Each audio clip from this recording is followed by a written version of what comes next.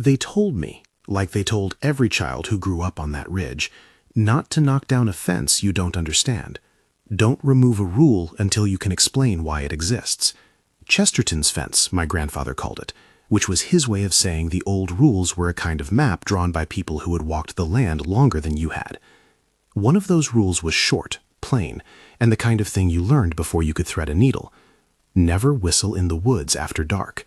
They said it as if it were common sense, the sort of thing you obeyed without argument. It sits in my memory now as a single sentence that had the power to rearrange a night. They said not to answer a voice unless you could see its face. They said not to speak the name of something you couldn't measure. I treated those warnings like the rest of the folklores passed down at the kitchen table, sensible if vague. It wasn't until the woods began to answer that I understood how literal they meant it. If you like strange true stories and the kind of accounts that make the hairs on your neck stand up, stick with me. There are worse things than a superstition. There are rules that keep you from stepping off something you can't come back from. The cabin sits on a narrow spur of land that falls away into the dark of the Laurentian pines. In summer, you can stand on its porch and hear the creek on one side and the road only a distant rumor on the other. In late fall, when the mosquitoes are gone and the light thins early, the place becomes more like a thing you pass through than a place that belongs to you. Smoke from the stove hangs in the doorway in a flat blue ribbon, and the light from the single bulb over the bench takes on the color of old potatoes. Usable, necessary, not pretty. Emmett, my grandfather, owned that cabin. He kept his rules the way a mason keeps mortar. He was a man of narrow shoulders and wide hands, someone who moved around the world as if the world were still fixed beneath him. It made his voice the one we listened for when the weather changed or when a pattern in the woods seemed wrong. He grew up with Ojibwe ancestors on one side of his family, and he carried their stories like an extra fleece in the winter. Practical, a little spare, not sentimental. When people in town asked about his beliefs, he would shrug and say, "I keep what helps me keep living." We called him Emmett because he hated both Grandpa and Eddie, and because the name fit the way he carried himself, composed, pared down. The cabin sits up on the ridge, a dark seam in the rock you can only reach by beating through thick deer trails and sapling tangles. From the road, the ridge looks like a scar in the tree line. Up close, it feels like a mouth that refuses to close. The elders would point at it and say, "Mind the mouth," and they would fold their hands and move the conversation elsewhere. If you grew up near that cave, you learned to treat it like a property line. Don't cross it casually. Don't leave children wandering near it. Don't go whistling past it as if you were calling a dog. Animals over the years drew the map for us more clearly than any human warning did. Deer paths curved away from the ridge as if an invisible fence ran through the brush. Foxes left their dens on the far side, and even raccoons found reasons to graze in other pastures. Birds would fly over that patch of trees and not land. It wasn't the sort of thing you saw every day. It was the sort of thing you learned as a pattern, as you would learn that a certain rock is always slick after rain. People guessed. Visitors said it was the wind currents or the slope of minerals in the soil. Emmett never argued with those guesses. He just said, "Listen to where nothing is." The first small thing that should have made us leave happened a month after I turned 20. It was early October, and the nights were already eating the light. I stayed at the cabin longer than I meant to, because the work had a rhythm, and because the stove was good company. The first sign wasn't dramatic. A possum hung from the hook by the smokehouse, not eaten, but neatly gutted and folded like a strange gift. There was no blood trail leading away, no animals picking at the carcass. Emmett found it in the gray between night and morning, and he did not say much. He wrapped it in the oilcloth and put it behind the loose boards under the workbench, as if to put the problem in the corner where no one would trip over it. We started to notice other things over the following weeks. Deep, blunt claw marks cut the bark of a sugar maple near the driveway, not the half-moon of a bear, but long, scoring lines that ran up and down as if marking both height and reach. A tire lay flat on the path, its rubber peeled and split. The truck's undercarriage showed gouges as if something had dragged a heavy iron finger beneath it and turned. In the yard one morning, there were deer heads arranged on slender posts, eyes glassy and empty, mouths set in permanent, unnatural angles. They were placed deliberately, facing the cabin, as if the land had decided to speak to us in symbols we were not meant to read. We stopped sleeping alone. Emmett would sit awake for long stretches, the kerosene lamp haloing the edges of his face. He would not talk about it much, except in admonitions. "Stay near the fire," he would say. "Don't go out when it is quiet enough to hear your marrow. Keep the rifles loaded. When you hear things that sound like people, don't answer them. Wait until you can see a face." He taught me how to move through the woods without making noise, how to read paths by the way leaves held themselves. The rule about whistling came up more than once in those lessons. He told me his grandmother had said, "A tune is a language a thing can learn," and he said it without teasing. I ought to be careful here. The specifics she taught were her own, and he never repeated the names or words she used.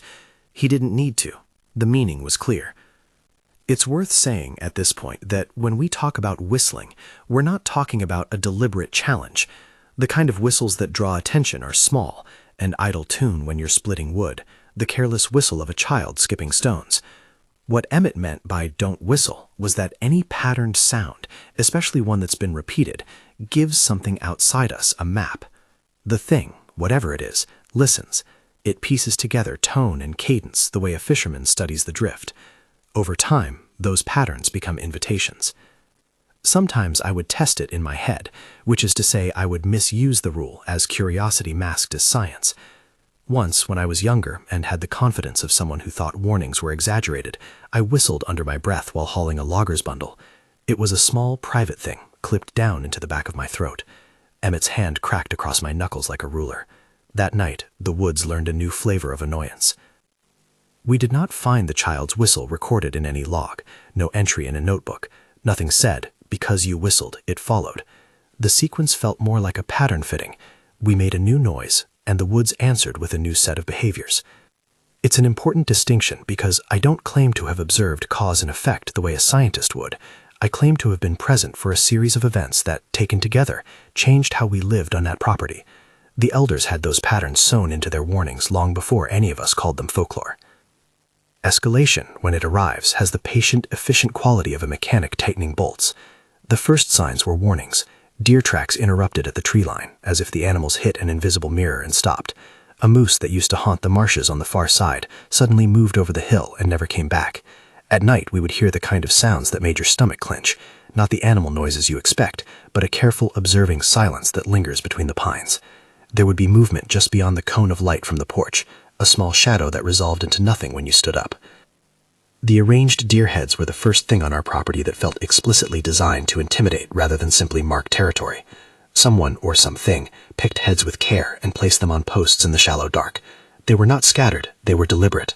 After that, the possum on the hook, cleaned and folded, felt less like a message and more like a demonstration. We found saplings snapped at their bases in a neat mechanical way, like a hand taking a measurement from the ground. The tire on the path had not been punctured by rocks or old wire. It had been crushed flat with the kind of force that could only have come from a weight dragging slowly and purposefully toward the driveway. We took precautions that people who know the woods teach each other. We reinforced the windows. We left light in the cabin overnight. We kept both rifles near the stove and practiced the old, quiet ways of loading so that we didn't have to make an anxious sound if we woke. We made sure not to be separated. That's the kind of rule that seems obvious in hindsight. You cluster around light because the dark is a place where shapes learn language. There was a night when the thing practicing voices first showed us what it could do. It started small, an impression of a cough, then a cadence that was close to a human laugh but too thin at the edges. We stayed on the porch, watching the black, with a lantern between us. The woods gave us a series of noises like a round of soft knocks. At first I thought it was branches or an animal testing the light. And then there was a call, distant and ordinary. "Hey, you!" It sounded like a neighbor calling from the shed, the way neighbors do when someone forgets a tool. Empt did not move. He had this look in those moments, like a man holding himself in reserve. He would whisper, "Don't answer." The voice came again, closer, and this time it shaped words in a cadence that matched my name. It was not my voice. It was the rhythm my mother uses when she teases, and the little twists and vowels that belong to family only. My chest went tight, an almost animal reaction. The first instinct was to call back, to tell the voice, to tell my family, but he held my wrist so hard I could feel his knuckles white. It was something I remember like an imprint, waiting while the thing tried to make me step out of the circle. For the better part of an hour, the woods performed. It would echo syllables it thought were private, a line from a joke my brother used to make, a half-remembered greeting from a girl who used to live down the road. The thing was not content with imitation. It baited. It shaped the syllables to the music of our memories and then set them just beyond reach. There was an intelligence in it, uneven and experimental, as if it were testing whether sound could be trusted. We heard footsteps, not the steady, heavy footfall of a person crossing a yard, but the careful, circling shuffle of something watching us and learning where light ended. A tapping began on a tree near the porch, slow at first, then deliberate. It was not so much a knock as a punctuation mark in the night that said, "You are being observed." And again the voice, impossibly close, Empt, in a cadence that matched my grandfather's younger tone, said my name, not the barked call of a hunter, but the gentle, small way of an elder who knows the value of attention. The hair on my arms bristled, as though someone had opened a door inside me. We stayed put because leaving felt like handing our throats to a stranger. I thought, in that hollowed way of someone making mental lists in case it mattered, about the old rule: don't answer a voice unless you can see its face. That rule is about measurement. If you can see a face, you can determine whether it matches the voice. If you can't, you're trusting your ears in the dark, and the dark has long fingers. At one point, the voice tried a different tack. From somewhere lower in the yard came the thin, high call of a child, a whistle that sounded like someone on the other side of a fence. It was the kind of whistle a kid might use to call a dog or a friend. Simple, bright. I tell you this not to say it called the thing down, that's not my claim, but to note how quickly the thing recognized the pattern. It began to repeat the whistle back, at first clumsy, then sure. When it matched the tune, the woods shifted. It was as if something felt reassured it had located the right frequency. Emmett gripped the rifle but didn't raise it. He spoke softly, words his mother had taught him, phrases I was never to repeat because he said they belonged to her. He wasn't performing a ritual in any way I could explain. He was doing the one thing he'd done his whole life when the world tried to teach him something dangerous. He did not bargain, he did not shout. He spoke the name of a place, and the thing listening at the edge of light warped as if it didn't like the sound. Whether it was the words, or the utter cadence, or the simple act of a human voice standing in the way, I can't say. The voice stopped mimicking my mother's laugh and took a long, confused inhale like wind in a hollow pipe. They say a thing that mimics will mimic you exactly when it has learned you. That night it peeled voices like layers of bark and tried them on. It wanted us to step into the dark to meet the shape. We did not. Our silence was a kind of armor. The siege tightened over the course of several nights. The creature, I can't name it, and Emmett would have said not to give it a proper name, learned more of our language and then used it as pressure. It moved like a tide of small noises first. Rakes dragged over leaves, replies repeated across the lawn in the voices of people who had stopped living. There was laughter that sounded like my cousin's, and then a sound like a person's breath pressed against the boards of the outhouse. The sound of tapping on the door became a ritual in its own right. We would count the taps sometimes, trying to make sense of its rhythm. The tap at dawn was different from the tap at midnight. It spoke like someone changing a tune to see which chord makes us answer. One morning we found the tire on the path smashed flat and splayed to ribbons, and the truck's mirrors askew, turned outward, as if something wanted to watch us leave without us doing so. Around the porch, the deer heads multiplied. They were cleaned of flesh in a manner that suggested a steady hand took its time, and someone, I don't know who, had split some of the skulls and arranged the bone like glyphs. We could have left then. Any reasonable person would have taken the truck and gone. It should have been enough. It wasn't. A stubbornness lives in the same marrow as curiosity, and we had both. We tried small measures of resistance. We left lights on, we double-checked the locks, we circled the perimeter at dawn with rifles ready. Once, a neighbor came up the road daybreak with coffee in a thermos and tried to make light of our worry. He laughed, that brash laughter of a man who has never been taught to read silence as a thing, and when we didn't meet his eyes, he grew uncomfortable. He backed away the same way the deer paths had backed away from the ridge, politely, with a glance over his shoulder. The thing learned to mimic not just voices but behaviors. It knocked on birch trunks in patterns that matched the shift of a man's boot. It beat two stones together in a rhythm that made the dogs in the next property howl in reply. Once, at dusk, it practiced the cadence of someone whistling a tune we all knew. I remember the sound because it was so human it almost eroded the boundary of doubt. A tune is a language, and that night the woods pressed that language against us until we felt speechless. We began to argue about what to do, because anger is a salve for uncertainty. Leave, stay, sell, shoot. Each plan had an equal measure of risk. Emmett's answers were always variations on the same theme. Don't make a larger mistake than you have to. He told me his grandmother's lines, the same ones he would whisper when voices came close, and he refused to turn our situation into an experiment. He refused to let curiosity lead us across the line the elders warned against. He did not punish curiosity. He refused to let it become the thing that undid us. No one had instructions for a thing like the one in the trees. Hunters can follow tracks and guess the size of an animal. Trappers understand the layout of a hide. This was not an animal in any register we knew. It avoided being taken apart like a puzzle because it wasn't made of flesh the way we thought. It was a predator of the senses, a thing that ate rhythm and imitation and left the body intact. Grief was visible afterwards, but not the kind that taught you something. The carcasses were like demonstrations, not eaten, but marked. The signs on the trees were not predation, they were communication.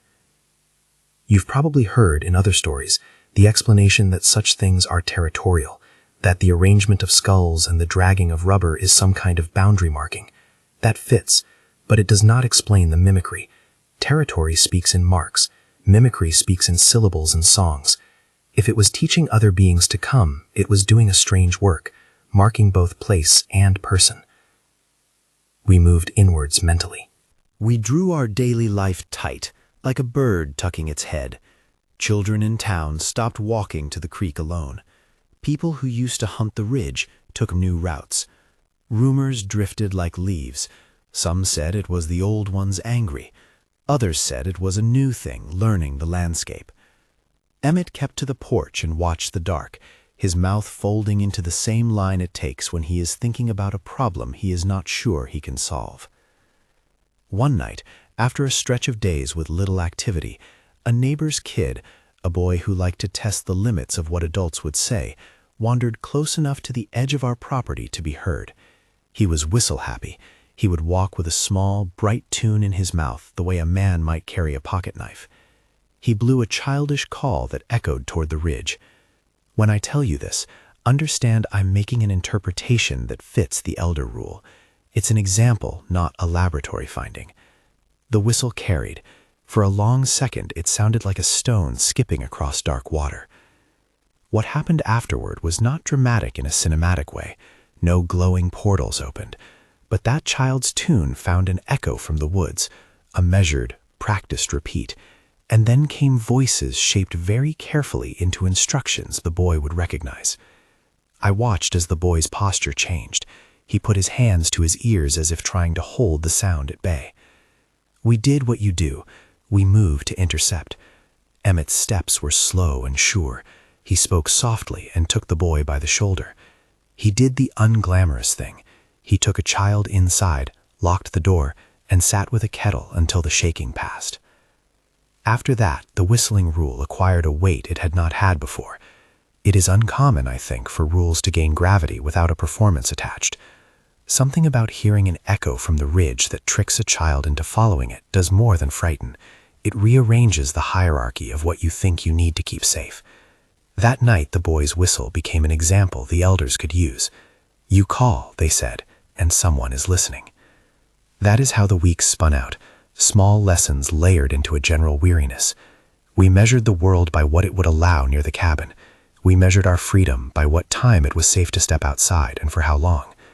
Emmett's rules, which at first felt like the wary mutterings of a man who had seen too much, became the map we followed because we could see the consequences of ignoring them.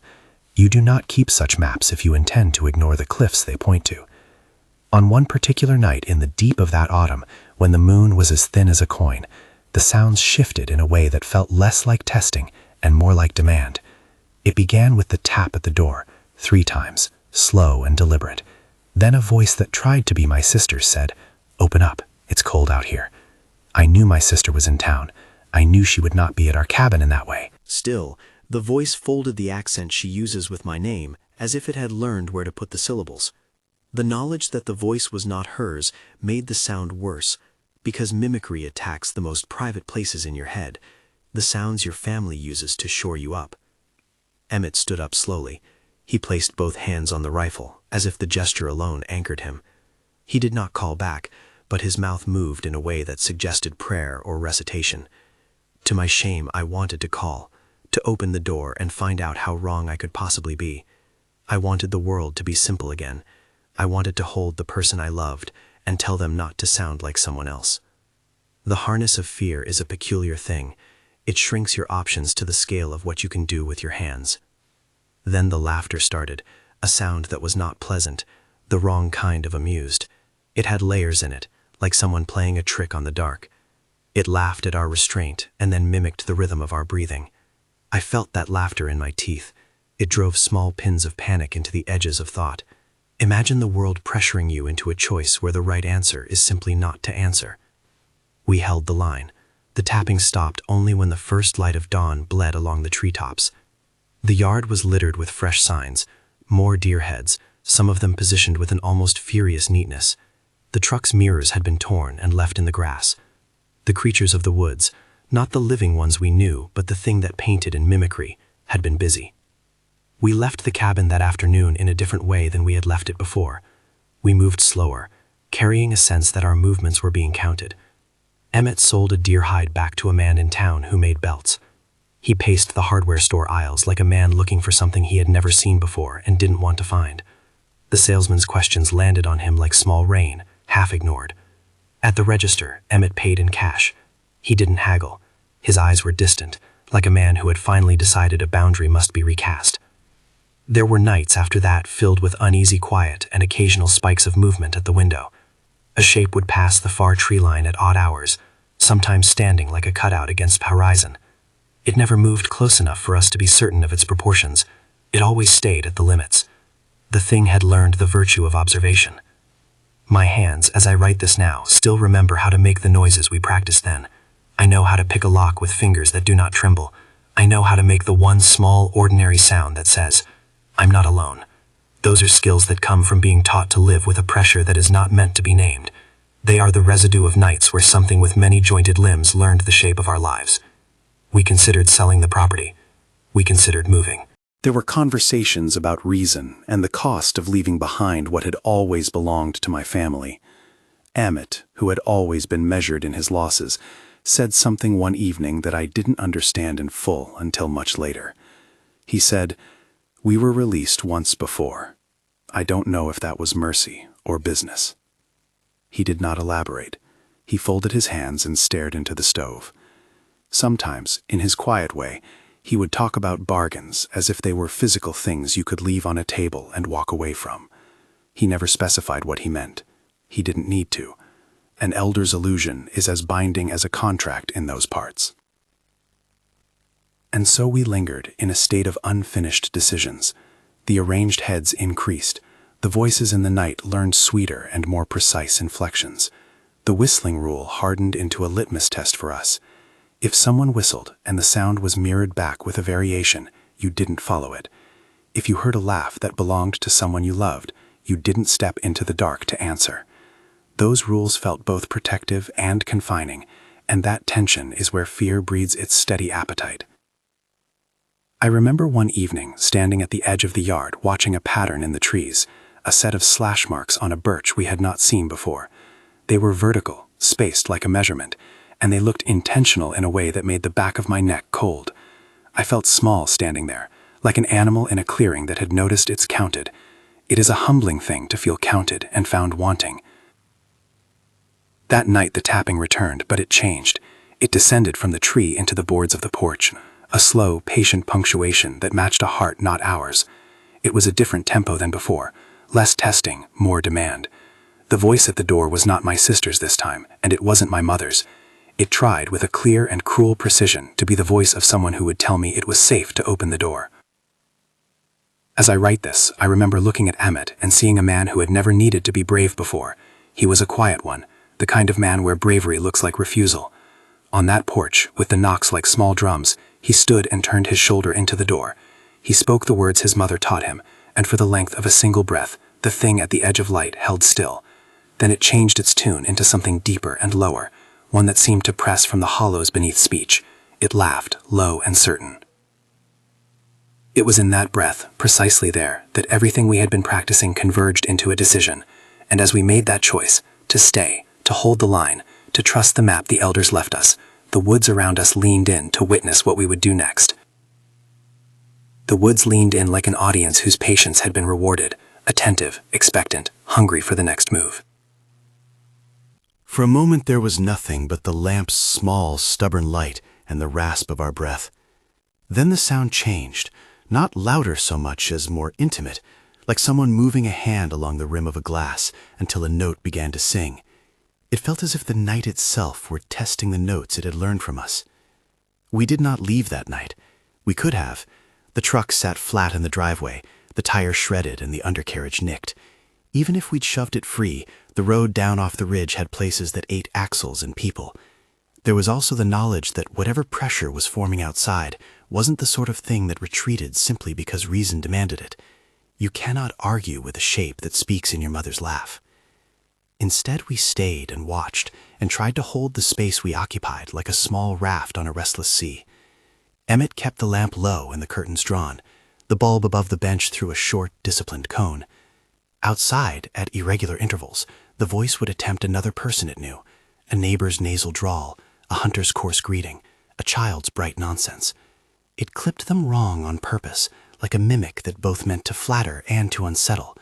It was learning the subtle weaknesses of familiarity. At one point, it did something that changed the entire tenor of the siege. A tree across the lane, one I had driven past hundreds of times, was upended and propped in the hollow of the rut like a deliberate trap. Its roots spilled earth and root hairs the color of old bone, and along the trunk were scratches that did not belong to any bear's careless climb.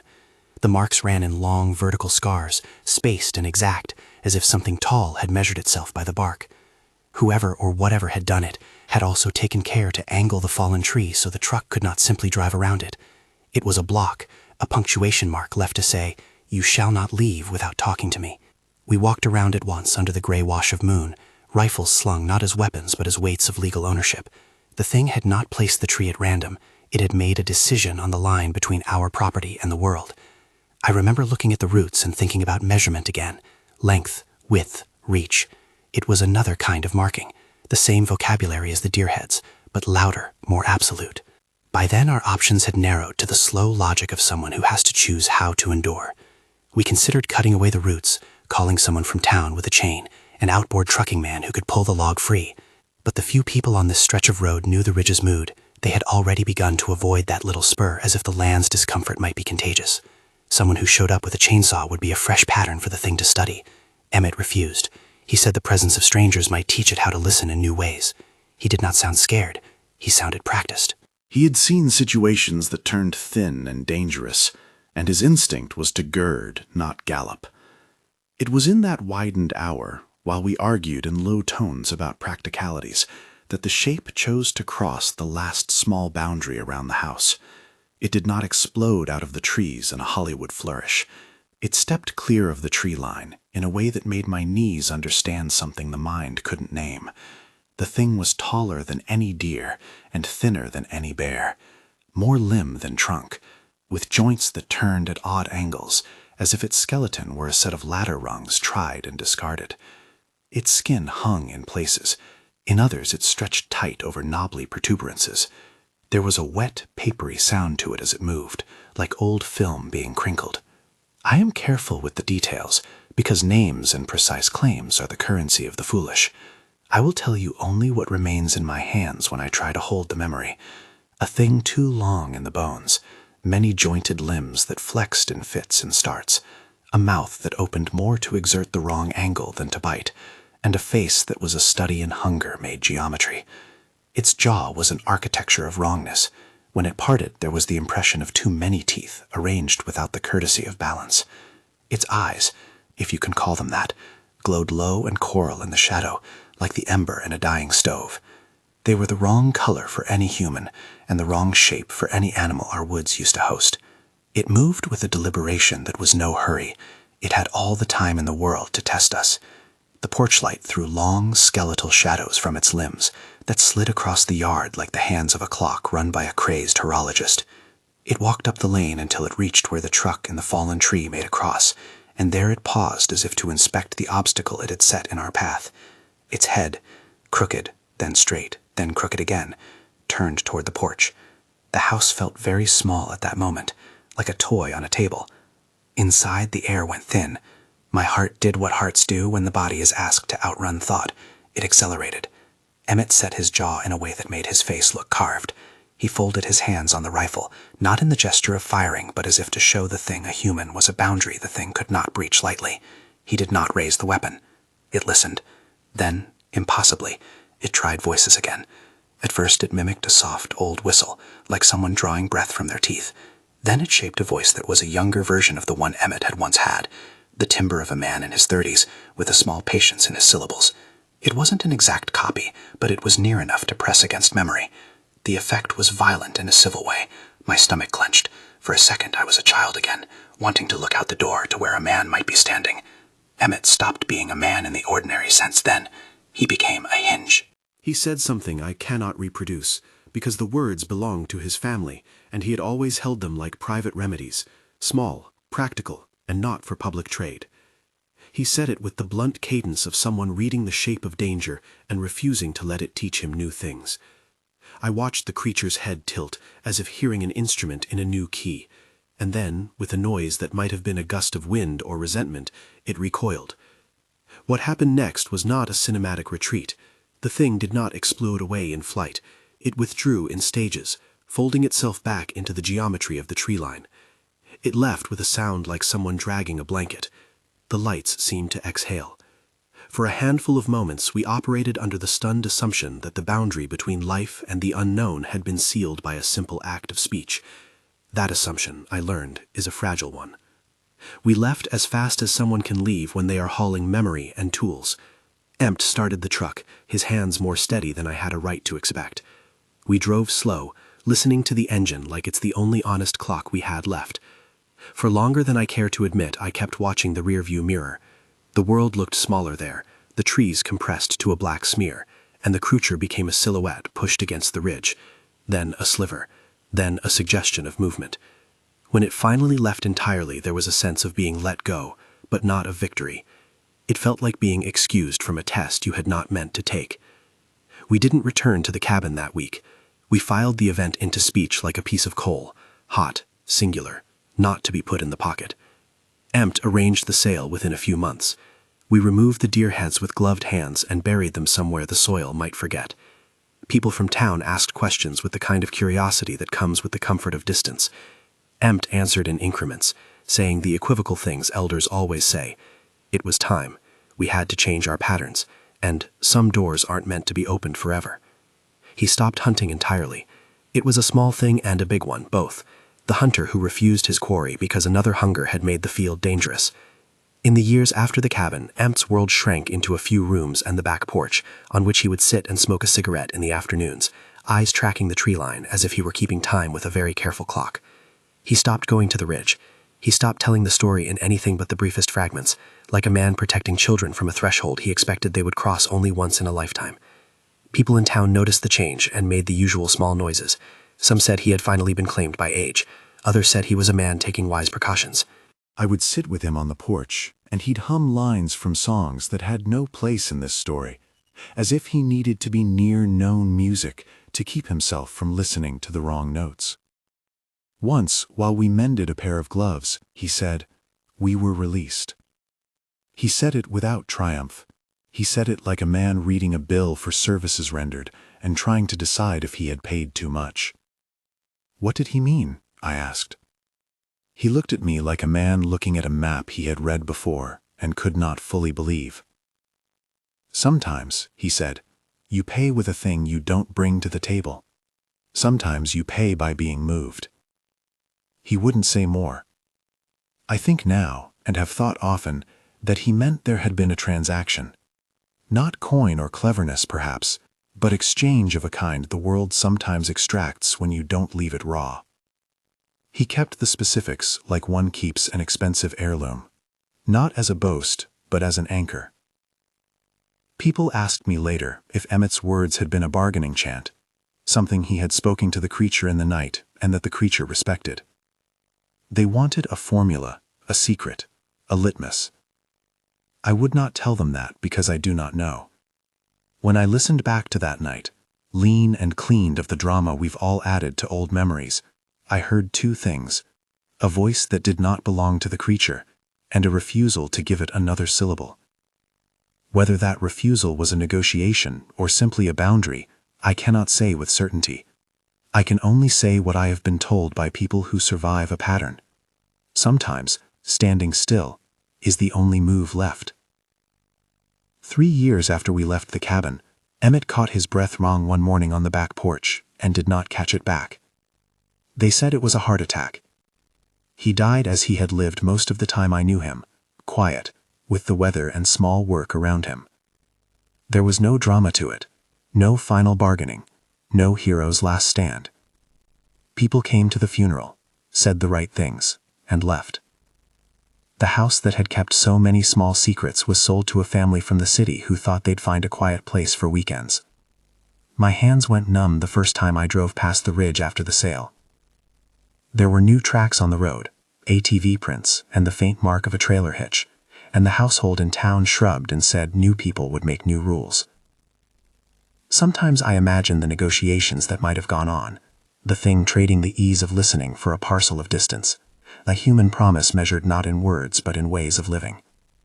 I cannot help thinking that when Emmett said we were released, he was measuring a cost against the relief of waking up each morning without 3 knocks on the door and a laugh in the trees. But I do not know whether that release required submission of some other sort, whether leaving the property was the currency, or whether the thing simply bored of us and turned its attention elsewhere. Ambiguity is a living thing in that country. It keeps its own counsel. People asked if we had proof. They wanted photographs, recordings, a specimen in a jar. I had none of that. My evidence is the set of carved impressions in my memory, the way my hand still tightens at certain rhythms, the nightmares that smell faintly of wood smoke and copper. There are practical things I could have done to make more tangible the events, a camera pointed at the lane, tape across the window. I didn't do them. I was not sure what you could do with such evidence in a world that prefers tidy labels. What I can give with more confidence are the rules we learned and the logic behind them. They are not romantic. They are not epics. They are small, defensible behaviors that have the virtue of preserving life. Don't whistle in the woods after dark, not because whistling is sinful, but because patterns invite attention. Don't answer a voice unless you can see its face, because sight measures voice, and measurement reduces error. Don't speak the name of a thing you have not measured, because names can be a door you didn't intend to open. There is a temptation, always, to make horror into pedagogy. People want an instruction manual with a clean final page. Step 1, Step 2, safety guaranteed. The world is messier. The elders' rules read like cornerstones of a house built by hands that had to live in weather. They are pragmatic, not mystical. They are more about staying alive and less about mastering the unknown. Chesterton's fence is not an argument for fear. It is an argument for respect. Don't remove what you don't understand until you've taken the trouble to understand why it's there in the first place. I return to the question the title promises. Why is whistling dangerous? The simple answer is this. It's an easy, repeatable pattern.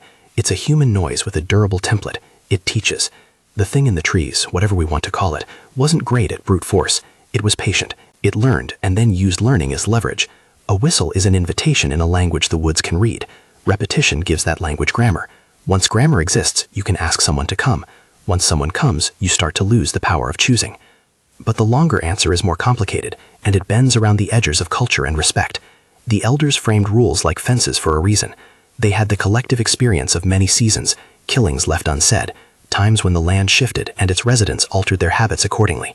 Don't whistle was not a sentence handed down by irrational authority. It was a caution with a track record. It did more than keep people from pranks. It taught them to minimize the amount of information they broadcast into a world that could be listening. What I carry now is a ledger of small facts and larger emotions. The taste of cold coffee that never seemed to warm in the nights we stayed up.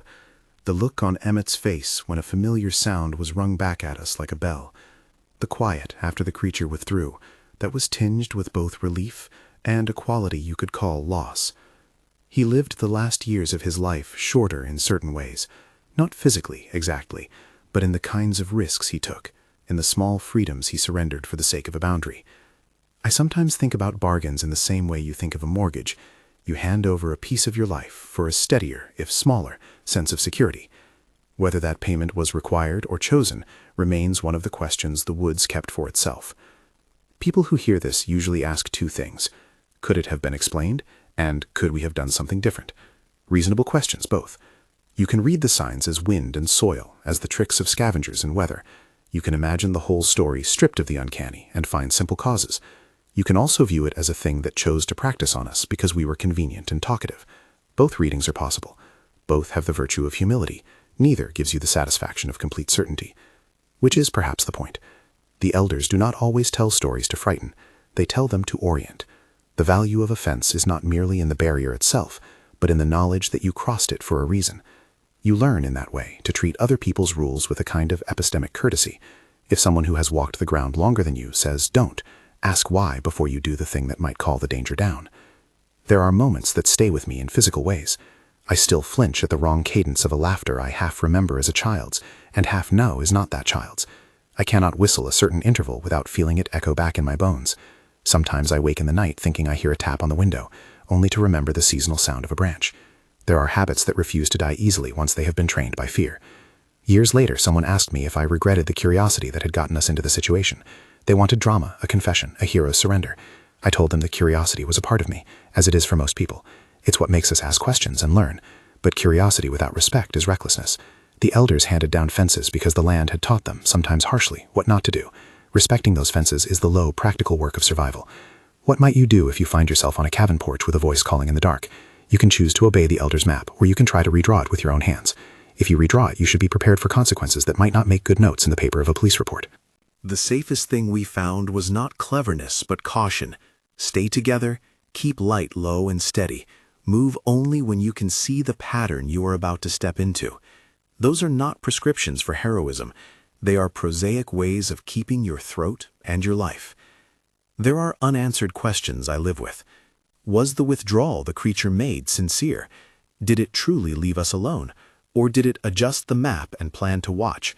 Did Emmett's words reach it in a language it recognized as authority? Or did they simply break its concentration that night? Was the sale of the cabin the cost, or was it only a symptom of a larger bargain? I have no answers that satisfy my hunger for certainty. I have instead a set of habits and a line of stories that keep certain doors closed. If there is a lesson in all this, it is a modest one. Old rules often live long because they were crafted from long experience. Chesterton's fence is not an argument for superstition, but for curiosity with humility. Before you step away from a boundary someone's ancestor built, ask why it was there. Sometimes the reasons are practical and small. Sometimes they keep you from teaching the wrong language to a thing that listens. Be careful what you teach the dark. Even an idle tune can become a dialect to something that understands repetition better than humans do. So when you walk in the woods at dusk, mind the old warnings, not as relics, but as maps handed down from people who have already been measured by the land. Keep your voice close. Speak the names of things only when you can see their faces. Don't whistle after dark, not because sound is sinful, but because sound is the language through which a patient thing learns to find you. If this story moves you or stirs a memory, I'd like to hear it. If an elder's rule ever saved you, share it.